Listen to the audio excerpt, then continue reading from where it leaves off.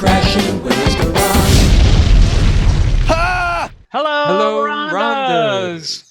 Hey, all you loyal Rhondas. Thanks for watching. This is a very exciting episode. It was my birthday yesterday, and the episode we're going to be watching today, it's called Try to Remember, is an hour-long ALF episode that aired on my birthday, February 9th, 1987, on a Monday night.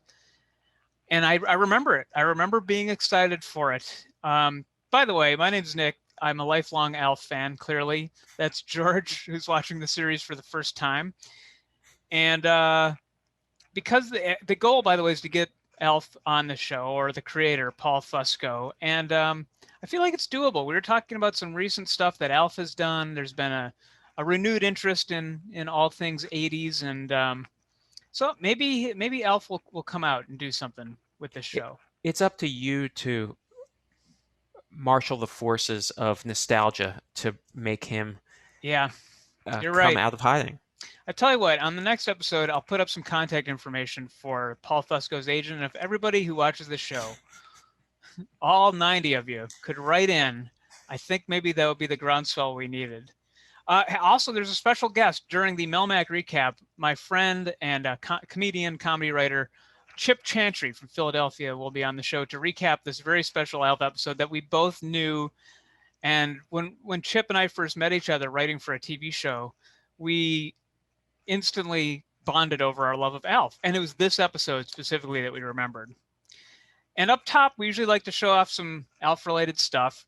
Bob Hedges, viewer of all things VCR Party and Saturday Morning Cartoons and Willie's Garage, sent me some birthday supplies that I wish I had in 1987. First of all, we got these unblown up Mylar balloons. Ooh. Want an alien friend? No Wow. problem.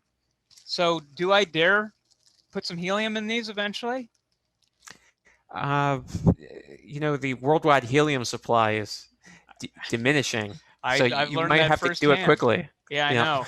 Also, these party napkins and these party bags that you would take to an ALF birthday party. And I meant to show this last week, even though this is the closest episode that's airing to Valentine's Day, but there was a Valentine's episode that aired last week. So I also have this party centerpiece that you could use either for a February birthday. They're huge. They fold out with this paper craft. I got two of these still in the shrink wrap. It says, Happy Valentine's Day to you. And my girlfriend would not appreciate these. Otherwise, so they're just going to stay in the shrink. Mint in package. Yes. So shall we get into a Melmac recap? We've got to do it. Melmac recap. Melmac recap. Melmac. It's Chip Chantry. Hey, Chip. Hey, Nick Brewer, how are you, man? Good. Welcome into Willie's Garage. I bet you've always wanted to visit. I've always wanted to crash my spacecraft into it. You're here with us. Welcome. I talked about up top how we sort of bonded over ALF because we were writing for a TV show, a clip show in Connecticut, and now and that got us thinking about other clip shows like this very memorable episode of ALF that aired on my birthday in 1987. Oh, happy birthday to Yes. 1987, Nick. Yeah. Thank you. Yeah, thank you very much. That must have been a big deal for you. Did you slow the party proceedings down and guys be like, guys, shut up. We have to watch this episode. I'm sure I did. I ruled our television with an iron fist, basically, Yes, as a you should. 12-year-old. What are your memories of this one? Yeah. Well, we used to record ALF. It was like the one show, the only show that we had a designated VHS tape for that we would record, and we would just record maybe you could get 8 or 10 episodes on it, and then we would just record over them. And that was the big thing, just to watch it over and over again. Do you know where those tapes are now? I believe they have. I believe they've gone to heaven. Damn it! And by heaven, I mean a secondhand store on Frankfurt Avenue in Philadelphia, under the L. I'm gonna look. I think I've been to that secondhand video store. Well, yeah, we used to tape ALFs too, and I've talked about the reason I started this show is because I was dating somebody whose dad worked third shift when ALF was airing. So her mom would tape Alf for him with the commercials, and then he would watch it when he got back from work. That's to start incredible. fall asleep to. And so we went through and watched every episode. It was almost the whole series with the original commercials. And then we broke up, and that's the thing I regret most about it is I don't have access to those tapes anymore. Yeah, that's something you have to write up in the prenup. I know. That's what you got to do. Well, I know that now. So yeah, and specifically, George, the reason Chip and I bonded was because we would you started writing the name Wayne Schlegel into these jokes we would write to, I don't know, episodes of like the Bad Girls Club. We would, like on a Talk Soup type show, we would reference that, or the Real Housewives of Beverly Hills. And anytime we need to make up a fake name, it was Wayne Schlegel. And you started that tradition there. So, and I feel like I am carrying the torch from this. I don't know if you remember this, but I specifically remember Wayne Schlegel, Michigan Life and Casualties, from this episode of Alf. My brother and I used to say it all the time. And then a number of years later, about 8 or so years later, we were watching an episode of The Adventures of Pete and Pete on Nickelodeon, one of my other favorite shows of all time. And they used the name Wayne Schlegel for something. Big Pete was talking about something. He's like a guy like Wayne Schlegel. And it was pre-internet, but my brother and I were like, they just used the Wayne Schlegel. Like it had to be the same writer or just somebody who thought that name was funny and he remembers it from Alf or whatever. But it was one of those things he could never really follow up on being pre-internet. But my brother and I had it and we're like, this is the coolest thing ever. We have a piece of TV lore here. So when I got my first TV writing job, one of my first goals was I need to torch and carry this tradition, and started working Wayne Schlegel into the scripts. I think you did Alf and Pete proud, and you did me proud as well too. And then I started doing that too whenever I could in the show we wrote for Crazy Talk, just to keep up that sort of TV writer inside joke. But here's the thing: we had Little Pete on the show, and I specifically asked him. I said, Danny, do you remember a reference to Wayne Schlegel? Because it was a thing to Alf, and he goes, I got no fucking idea what you're talking about, dude. Right. His words exactly. And now I have the Pete and Pete, I have the DVD box set, and I've been going through and doing a rewatch because I need to verify this. I want to make sure it wasn't this shared hallucination that you and your brother had. That it wasn't. And it could have been. We did a lot of ayahuasca back in the 80s when we were kids. It was an experimental thing. Yeah, I knew that about you and your brother. Yes. But I believe, if I'm remembering correctly, it was Big Pete doing where he was narrating, where he was talking to the camera. So it wouldn't have been like an internet reference. It wouldn't be like in a plot synopsis that would be. No, I don't believe there was a character named Wayne Schlegel on it. It was, he came up with that name. It's just like some guy named Wayne Schlegel. Like he says it like that. All somehow. right. I'm midway through my rewatch of Pete and Pete. I'm going to let you know as soon as I find it. It'll be a real eureka moment. We'll have you back on. Absolutely. I would love it. I used to own the box sets too. Okay. Oh, he would love it. We used to own the box sets, and something happened to them. So I'm very excited to hear about that. Well, let's talk about who Wayne Schlegel is. George, what were your reactions to this? The very first clip show. First of all, this is episode 15 of Alf. It's not like you're 4 years into a show where you're like, let's look back at all the memories we've had. There's only been 14 episodes before this, and we're already, the writers were tired. Let's face it. Well, yeah, they had put so much backstory in that. There was enough for a clip show, clearly. It wasn't, but for me as a viewer who is new to Alf, it provided an opportunity for me to fast forward. So this 1 hour episode took me about 15 minutes to watch. Because you'd already seen, like, we're kind of mainlining Alf, really. So you knew all this stuff was fairly recent. Well, let's get into it. Let's get into who Wayne Schlegel is. And it all starts with an accident that happens around the Alf, the Tanner household. I wish these insurance companies would leave me alone. I'm already fully covered through the auto club. I just know he's going to get hair in the drain. He was wearing a shower cap. Why was he carrying my mixer into the bathroom? He said something about a whirling hot tub. Whoa! Alf! Oh, my gosh. Alf? Are you all right? Alf, There must be some mistake. I'm Wayne Schlegel, Michigan Life and Casualty. What do you think? So I of didn't. Yeah, go ahead, George. I didn't understand why they didn't do the traditional zzz sound and the flashing lights and the smoke machine like that. I actually didn't know what. Maybe I thought I was misunderstanding what was supposed to have happened there. It sounded like he fell off like a stack of boxes. Yeah. That's all that was. It really didn't put any time.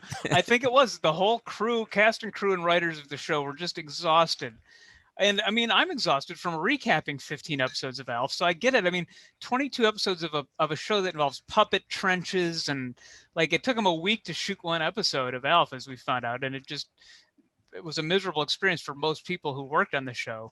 So I think they did this for their own sanity. They couldn't even afford the skeleton / smoking Alf special effect. Or even you could have just had the lighting guy just flicker the lights real quick. Like that's all that had to happen. You're and right. They couldn't even do that. It wouldn't have taken much. You're right. Yeah. But yeah, I do like they definitely combed out his fur. I like that. So you could tell something happened in the bath. So yeah, I think the last piece of mail he's reading is Wayne Schlegel, insurance, trying to get him to sign up for life insurance.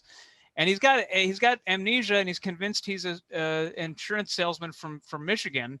And that's how electrocution works, right? You get electrocuted and then you just... That's what capital punishment is. You're forced to get a new identity. Yeah. So you've died in a sense. Yeah, most life insurance agents were serial killers, and then they were electrocuted, but like they're not going to do it again because they don't think they're serial killers. They just think that they're selling life insurance, so they're harmless. Okay. Well, they retain their persistence. Yes. The persistence of the serial killer. And the prison wardens have to do things to jog their memory and show that they're who they used to be, and it takes them about 48 minutes to do so, if I recall correctly. Yes. Well, then, so Alf, by the way, Alf as Wayne Schlegel has a different laugh. He's not ha. He kind of has the laugh that the head nerd in Revenge of the Nerds has. It's kind of like kind of thing. And they call the family doctor to ask how to cure amnesia. And well, here's a little bit more of Alf as Wayne Schlegel. They're trying to jog his memory. We've been trying to snap him out of it. Maybe we should call Dr. Jeff. No, Dr. Jeff doesn't handle this kind of a thing. You know, Dr. Jeff's is some writer's doctor, right? That they just kind of course wrote in. Who does? Dr. Demento. Alf. I'm telling you, 12th birthday, a Dr. Demento reference on an Alf episode. That is, I mean, I was just in Alf heaven at this point. I'm assuming you already made your wish after you blew out the candles, and it was for a Dr. Demento. A Dr. Demento reference in prime time. I don't know if I've told this before, but I think like a lot of maybe comedy nerds growing up, I knew the Weird Al versions of songs before I knew the regular songs. Sure. A lot of my nostalgia comes from hearing the novelty version of a song rather than the parody, rather than the original, which I didn't listen to radio. So to hear Dr. Demento reference, that's the only reason I included this clip. Dr. Incredible. Alf. Wayne. Willie. Alf. A real vaudeville sort of timing thing going on. What's that in the background? Is that a picture of Alf drawn by Brian? Is my guess? Oh, look at that. Childhood. Oh, it does look like that. Yeah. I was going to say a robot, but I think you're right. It's a Brian drawing of Alf. That's got to be somewhere in like a prop storage in Burbank. Alf. Wayne. Willie. Alf. You're not an insurance agent. It's not that we have anything against insurance agents, but that's not what you are. You're an alien. Okay, so they're trying to jog his memory, and it's not working. It's going to take all 48 minutes to get his memory back. The Tanners have to barricade Alf in the Tanner bedroom because he might try to escape. In fact, he thinks he's an insurance agent. And at one point... He's got a quota. He's got a quota to meet, right? He's given him the hard sell, and nothing that he's saying is helping them jog his memory. And at one point, he says he uses the business card. He calls Wayne Schlegel's number and reaches Michigan, and his secretary, Brenda, answers. And I knew I recognized the secretary, so let's watch that scene. Actually, he talks to her once. They find out he's having an affair, And then she gets mad at him and hangs up. And then he calls her back. And we see this. There's enough of Wayne Schlegel to go around. So let's just pretend the whole thing never happened, and I'll meet you in our usual place in half an hour, okay? I'd love to, but I can't. I'm being held hostage here. Oh, sure, just like the last time when you had to go to Sweden to accept the Nobel Prize. We are through, Mr. Schlegel. In fact, right after I finish alphabetizing these files, I'm going over to your house and telling your wife everything. Goodbye, Wayne Schlegel. No, hello! Hello!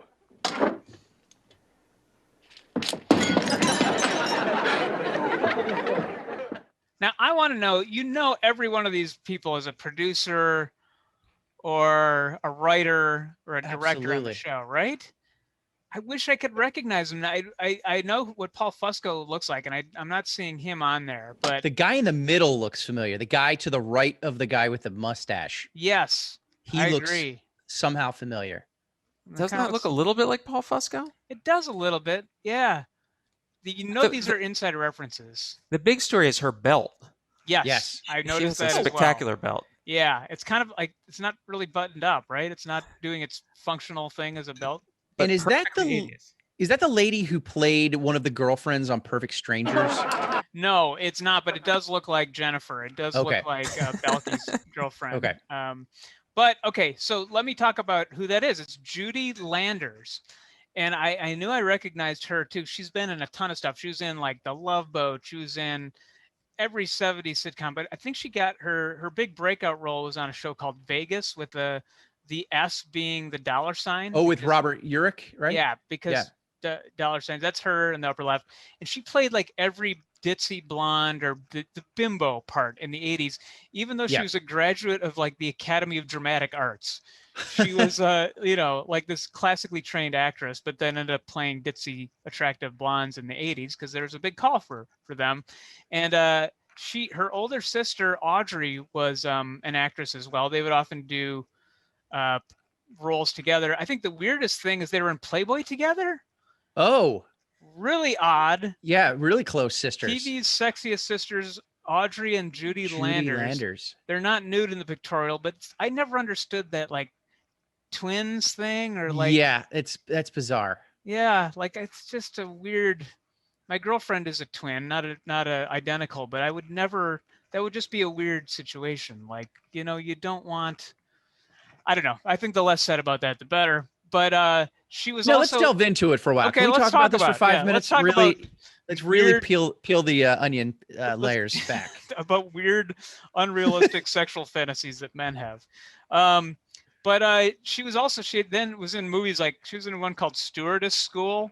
Like she kept, doing these movies. And the one I know, we have this on VHS called Dr. Alien. And Dr. Alien is what I knew her from. So that's Judy Landers, a character actress who was in a ton of 80s stuff. I'm sure you've seen her in something before. Well done. And I have to say, I've never written for a family sitcom before, but one of the first things I would put in there for funny is extramarital affairs. Yes. I mean, just for you have the mom, dad, and the kids around the TV. Let's talk about an affair. I think you want to bring up infidelity. Yeah. Mm-hmm. And so Alf is starting to remember things, though. It just through no effort of the Tanners, really. He's just starting to remember things. So I'm part of the family, huh? Well, then tell me, what side of the family does this nose come from? That's Alf's laugh! Whoa. Where did that come from? You're not a blood relative. You're a part of our family because of the way you've affected our lives, made them more interesting. Unique. Fun. Bizarre. Now we go to a clip. It was always the circle wipe into the clip. And I remember that episode. The reason I wanted to show that, though, is because Brian's shirts. I mean, he really knocks it out of the park every week. Here's this particular shirt that Brian is wearing. Can you see what it says on there even? Long play. Yeah. It's hard to even make out what that is, but it's busy. I'll say that. Tilt. Is that what it says on? Is it? Oh yeah, like tilt, a pinball machine? Yeah. I think that's what it is. 30, 50 long something. So I talked about last week, I think Brian was wearing a very memorable shirt that I've looked, or was it a couple weeks ago? He was wearing a shirt that said Bumstead U, and it had a Dagwood from the comic on it. And so whatever the wardrobe person that was getting the kids' clothes did just a bang up job. And George, I was hoping, this seemed like it might be up your alley, maybe on a future episode, doing a retrospective of Brian's shirts. I can hear the music already with slow motion shots of him. Yeah. Maybe Boys to Men, Hard to Say Goodbye to Yesterday, or Yeah. Through the Years, maybe, or the MIDI versions, of course, so we don't get flagged. Just a quick update on Judy Landers. I'm looking Yeah. at her Twitter page. On one hand, she's a vegan. On the other hand, Great. she has a lot of unironic retweets of Donald Trump Jr. So that's where we're at. Oh, Oh, boy. okay. Good for her. All right. Interesting. Good for her. She, I know she's married to a former professional baseball player, been married since 1987, and good for her. Good for her. Hopefully Yeah. she gets deprogrammed soon.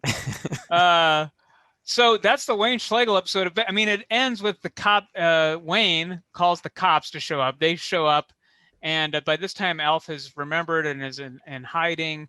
And the cop says, hey, we tracked down Wayne Schlegel. He was in the hospital because his wife beat him up.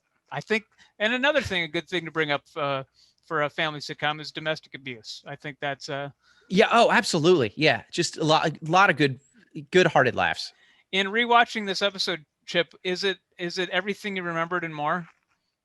It really is. I remember being semi-traumatized, the fact that like picturing Alf in the bathtub with the mixer, like that just, to me, was just a scary thing as a child. Maybe that's why they didn't show it, because your whatever you could imagine was far more traumatic than It was. Yeah. It really was. And I'll be honest, I forgot that it was a clip show. I did that too. episode. Yeah. I did too. And then it was weird that we would work that in on the clip show we wrote for.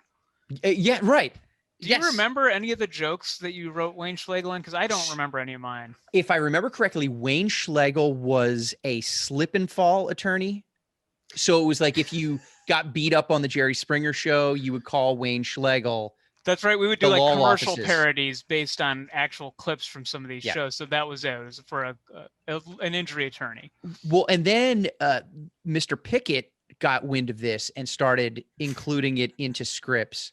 And we never got, this was the thing that blew my mind about this show, is that we never received any criticism from our writing because it was so fast and furious. They never were sent anything back and be like, rewrite this. It was always like, great, great, great. Just keep going. Just keep going. We never got any negative notes. The only negative note I think we ever got was, guys, you have to knock it off with this Wayne Schlegel stuff. You're right. I think Harley did say that at one point. Yeah, Yeah. it was. We just had to produce so much stuff that it was very, yeah, it was nice in that we got very little oversight. But yeah, I think the Wayne Schlegel inside joke was eventually the producer caught wind of it, and we had to Yeah, put the kibosh on that. work pretty it quickly. in more subtly. But whatever show we write for next, I think we got to keep this tradition going. Oh, it's going in. Absolutely. 100%. Law and You Order. think- Yeah, Law and Order. You think? By the way, how is comedy stand-up going in a pandemic, Chip? Oh, it's not. It is Okay. not. Yeah. I'm actually doing a show on Zoom at the end of the month, but yeah, haven't done a whole lot of stand up. Been doing some writing, but I've only done one live in-person show since March. So just to Yeah, it's just weird. keep it hiding. I miss it, but at the same time, it is nice to have a little time off. Yeah, downtime. we're doing a Valentine's Day show, but our show is a little bit different because we can show clips and then just, I mean, our show is kind of a clip show. So it makes more sense to watch over Zoom because you're watching clips on your computer or your TV, but and you don't have to have an audience, you know, but like, yeah, Right. like Judah Friedlander was on the show. He's doing Zoom comedy shows, but he'll bring like a couple people on as Okay. an audience to laugh. How do you, it's not, It's hard if you have the thing that I've learned of doing some of these is if you have a large number of people, like let's say there's 100, 200 people watching, you can't have everybody on Zoom have their microphones on because it's chaos. Dogs are Right. barking, children are crying, people are having extramarital affairs in Michigan, and it's loud. So what I've learned is if you can find a select few of like a dozen or maybe like 15 people that either you know and or trust or you Yeah. think look good, keep their mics open so it gives a back and forth where it's like, oh, there's a crowd of people laughing, but it's not chaos. That's a good idea. That's what I've learned of that. We did a few corporate gigs before Christmas for different companies. And there was one where there was literally 300 people. So we said, look, the steering committee or whatever was about 20 people. We're like, you're going to keep your mics on, everybody else. That makes sense. And it worked really well. Yeah. Okay. I was curious. I'm very curious how other people sort of doing comedy things are doing this in the pandemic. I know you also have your podcast though. Talk about that a little bit. Yeah. So Junk Miles with Chip and Jeff, we started as a running podcast and talk about running, and we just got lazy and we don't run anymore. So we talk about just pop culture, music. We have a new, we had you guys on recently, and we want to have you on again because we're doing a new bit. Our main chunk is a segment called That's Fantastic, where we just interview somebody that has nothing to do with their job or their main focus, but just a side interest or something that really made them happy or excited, or that they're very excited about, just to share with the world. So it's been a lot of fun. We've been able to do that. Well, maybe I can come on your show and talk Alf. I think that would be great. I would love to. Oh, that would be literally the perfect. Weirdly, this show has kept me sane in the pandemic and has driven George nuts. So it's kind of, which I also enjoy. So one for the team, George. That's what I gotta say. I'm here for Nick. It's all worth it. I do have a quick. Can I tell you a quick Alf story before? Please, I want to know about your Alf history. So he obviously grew up with it, loved it, taped it every Monday night, the whole 9 yards. We loved Alf. I was about, I'm going to say 10 or 11 years old. And my cousin was about, I think he was turning 4 years old. And for his birthday party in August one year, so this would have been 87, 88-ish. So this is like peak Alf time, if I remember. So like this was Alf fever. His birthday was in August. They had, it was the backyard birthday party with the family and friends, the whole thing. And as a surprise for this 4-year-old, his mother and father hired Alf to come to the party. So Alf was showing up to the party to make an appearance. And even as a 10-year-old, I knew it was, it wasn't the real Alf, because the real Alf is in Hollywood, obviously, shooting the shows. So we were all excited. The older kids found out that Alf was going to be there, but the 4-year-old did not know, to my knowledge. And what showed up in just this like beat up old car was this woman who was dressed like, and again, this is a child's birthday party. She was dressed like a sexy ringmaster from like a circus. What? Like she had like the top hat and like sort of like almost like a kick line kind of get up, but like sort of scantily clad, but like a ringmaster with a top hat. And then a 7-year-old boy, I believe was her son. And then she made him get changed out by the car into this Alf costume. Oh, and wow. Into the backyard comes, and everybody's there standing around, comes this woman, and then this child in a beat up Alf costume walks around the corner. And my 4-year-old cousin, whose birthday it is, just starts screaming bloody murder because he's a huge Alf fan, but it just was horrified by it. And like Alf's like dancing around him and he's just bawling his eyes out, screaming. He is scared to death. And all of the dads are just standing around watching, like ogling this mom. And then this poor child was in 100-degree heat running around in a beat up old Alf costume. And to this day, the best birthday party I've ever been to. Oh my God. And this is on my birthday. That's America in one episode. tableau. Oh yeah, it really is. It really is. It's got everything. Wow. Was it anything like this Alf costume that is for sale in the Ukraine, I believe? Oh no, Siberia. It's for sale from Siberia. I'm going to be honest. This one actually looks pretty good compared to the one that I saw. But that one is $1,200 still is shocking. Currently for sale on Etsy. Wow. Yeah, that is shocking.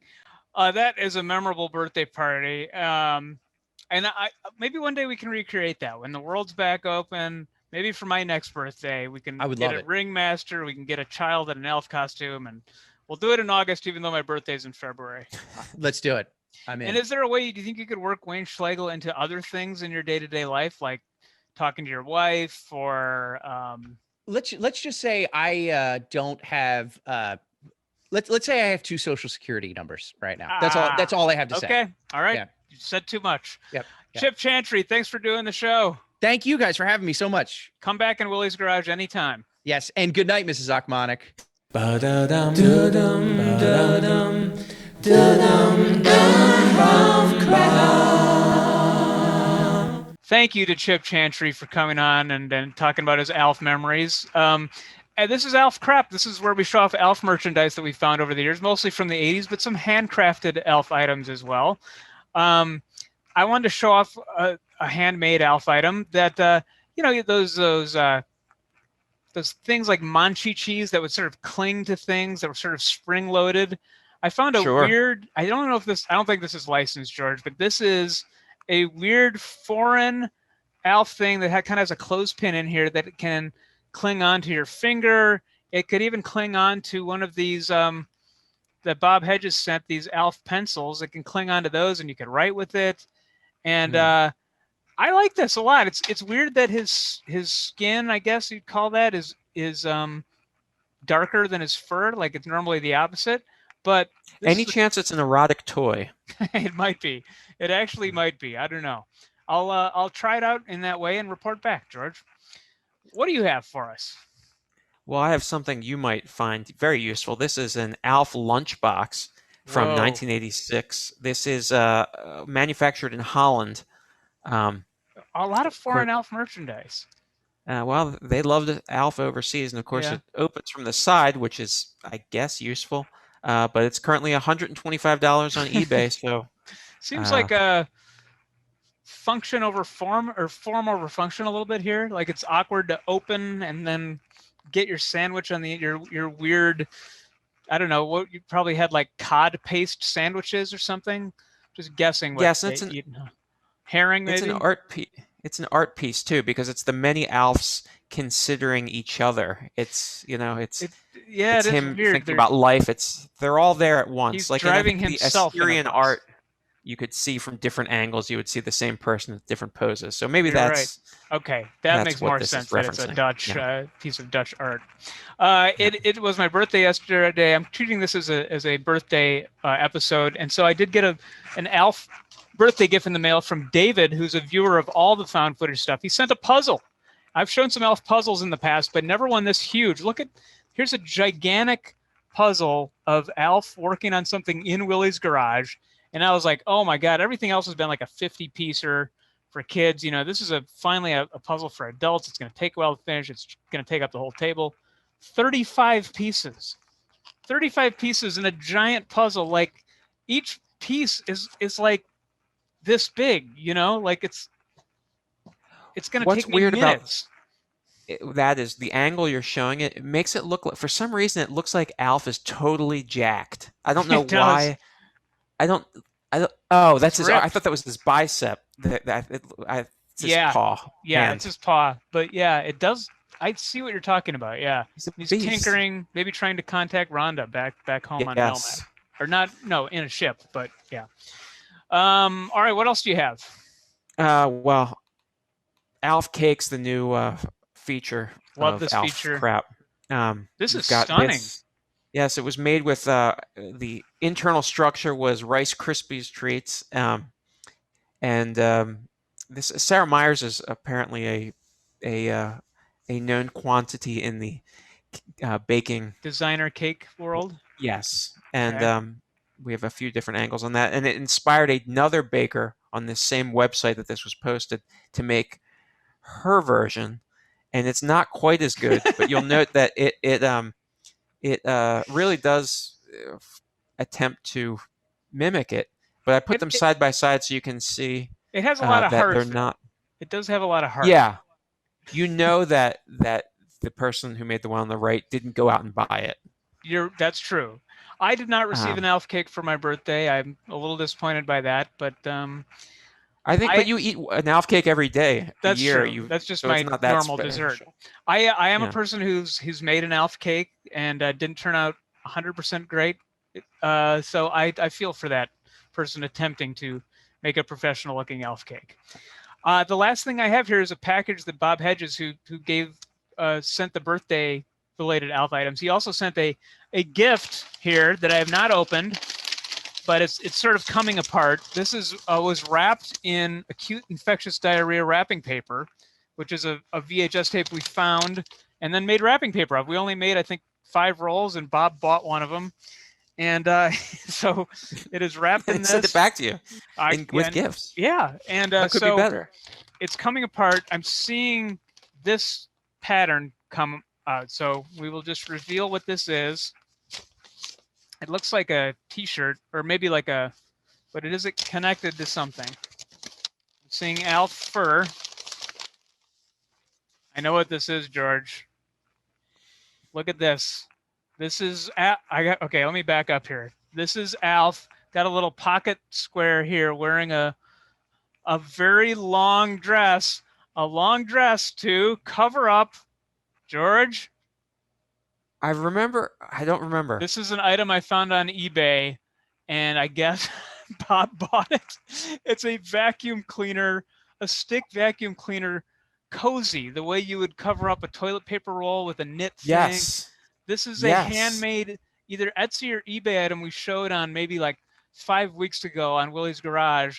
They must have done, this craftsperson, this artist, must have sawed an Alf doll in half, put a long dress on the bottom. I wish there was video of that. What's underneath? Yeah, Sawing they the did. Alf in Oh, it half. looks like it's a puppet. Is it a? Yeah, you can put your hand in here.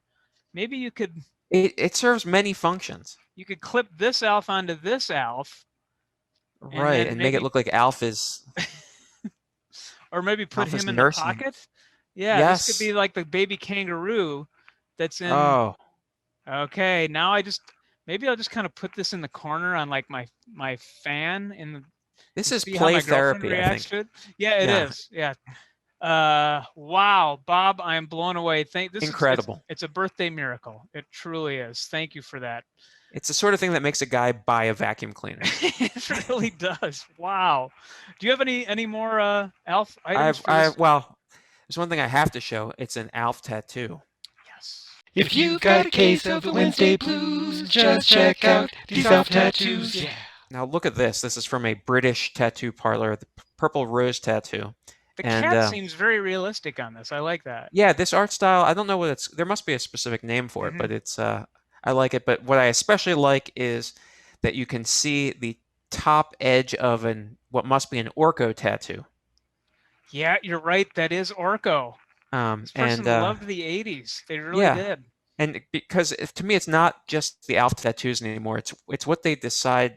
It's what else they have currently that they decide to add an Alf tattoo. That's true. So he started with Orko, and then he went to Alf. Well, I'm guessing it's nothing in this world. We try to impart meaning on life, but there really inherently is none. So why not get an Alf tattoo? That's my sort of nihilistic philosophy about not judging anyone for their Alf tattoos. People come for the recaps, but they stay for the philosophical meanderings. Yeah, I like that's Willie's Garage for you. Yeah, that's Willie's Garage. Little Nietzsche and a little Alf. Well, it's been a spectacular. I want to thank Chip Chantry for being part of this very special birthday episode of Alf. And I don't know, how do we top this? I guess we got to just keep doing the show. We got about 5 episodes left of this season, and then we're on summer hiatus. And I think we can make it, George. I think we can make it there. There's only one thing I can say about that. Bite wind, everybody. Wind. Bite wind. Come crashing Willie's Garage.